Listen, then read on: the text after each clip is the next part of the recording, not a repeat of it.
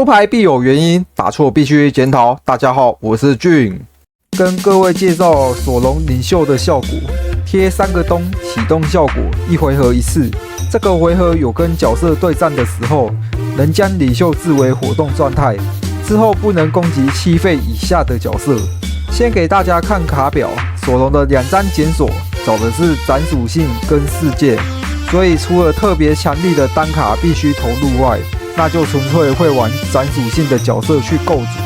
这2张都是重要的检索牌，效果都是一样，差别在培罗娜能够处理对方的小生物，日和则是前期能让对方的领袖被迫去解场的生物，保护住自己的血区。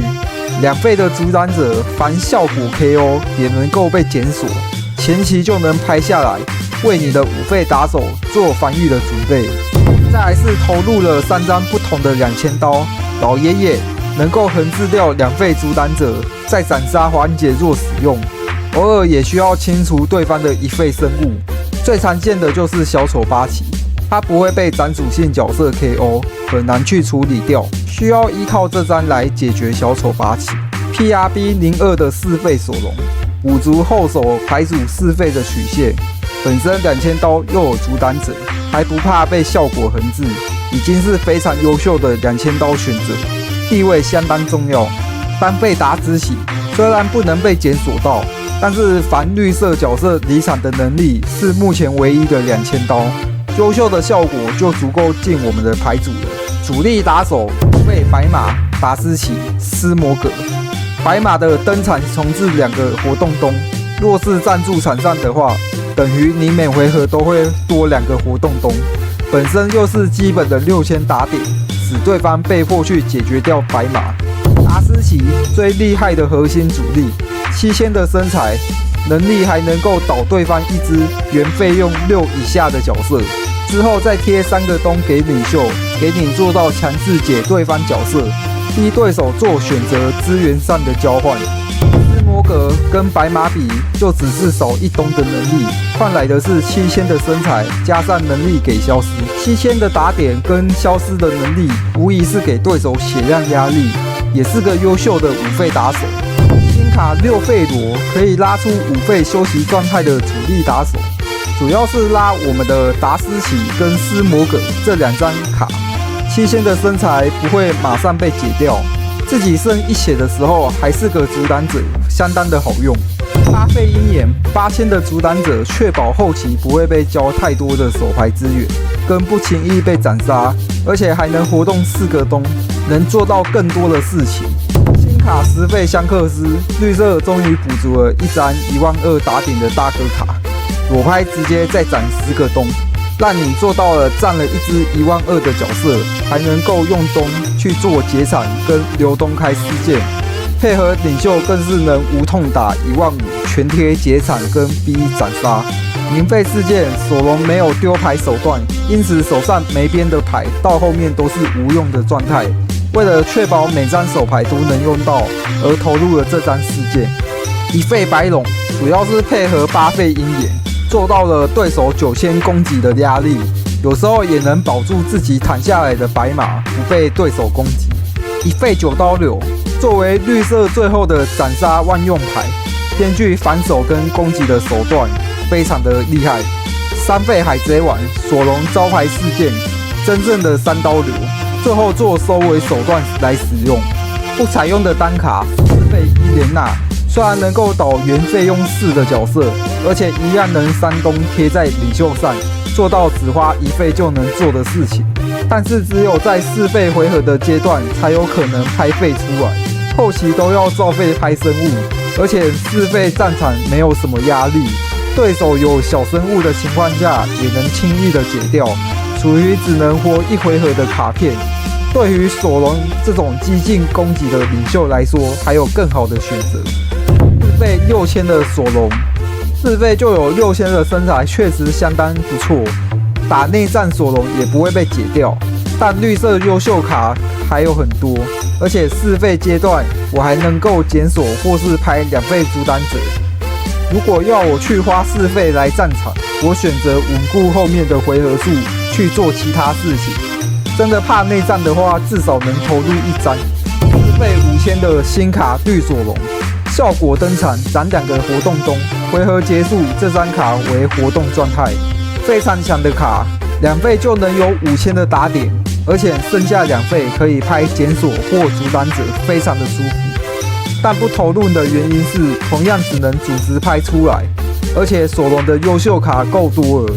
我经过很多选择，最后就把它踢出构筑外。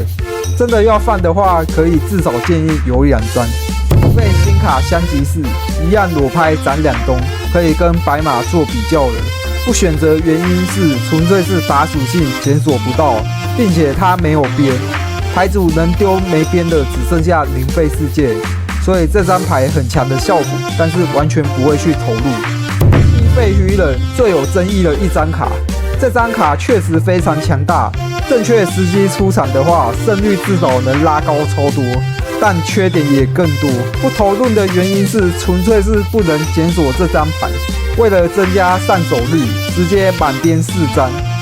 牌组的构筑会更急，但没有边也是个重点。我不想因为手牌事故输掉比赛，心里会非常的难受。整把最多就用到2张鱼人，而且只要一过血量劣势的情况下，你的鱼人全部都会成为废件，还要看对面的领袖而决定这张牌的价值。因此我也不考虑把鱼人放进构筑里面。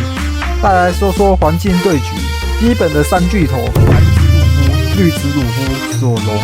蓝子鲁对局原本劣势的，但多了2张新卡解决之前的问题。前2回合尽量拍出2费阻挡者或是3费达斯奇，因为你进5费的时候拍主力时，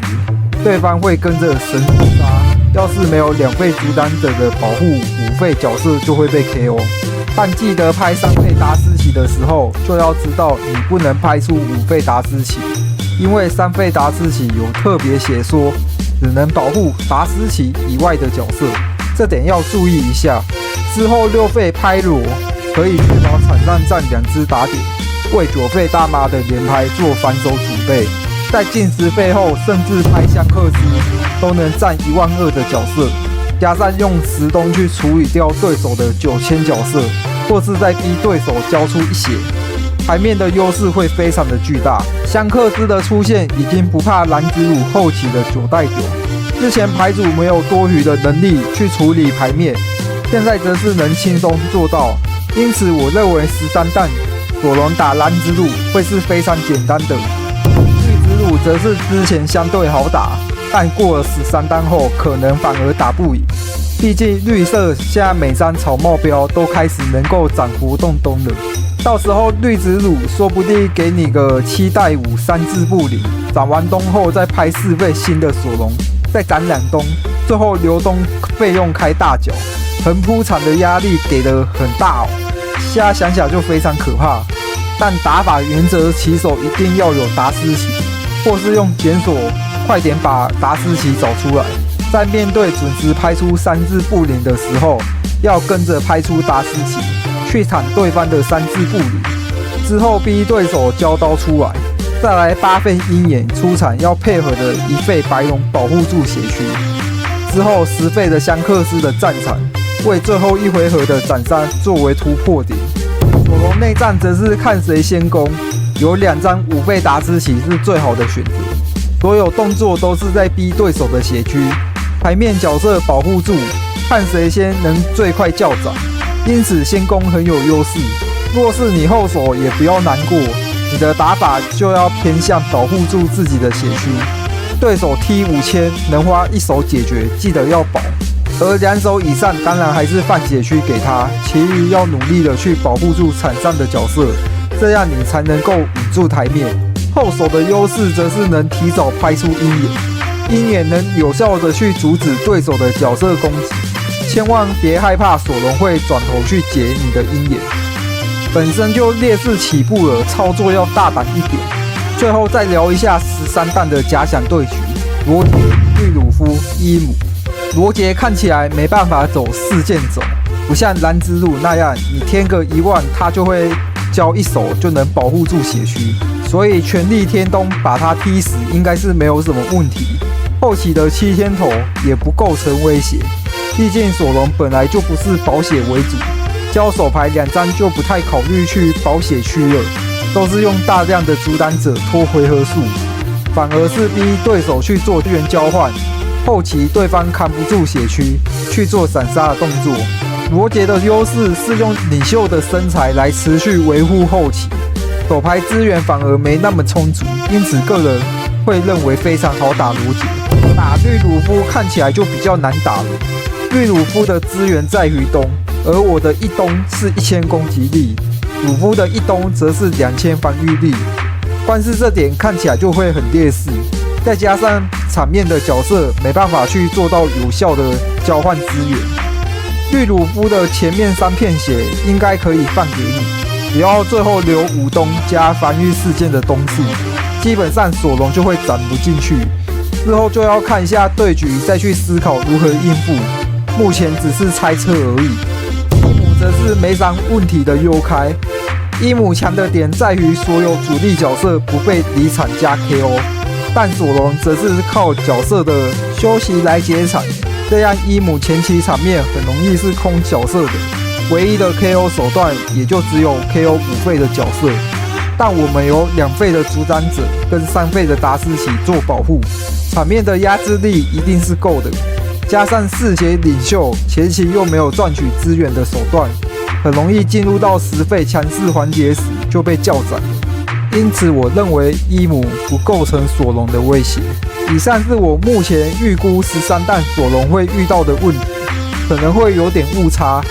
但现在索隆能配的卡选择很多，不会像12弹那样的死板。随着环境的变化，也一定有最佳的解答。那本期索隆牌组介绍就到这里结束了。喜欢我的影片的话，欢迎订阅我，支持帮我按个赞。我们下一期再见。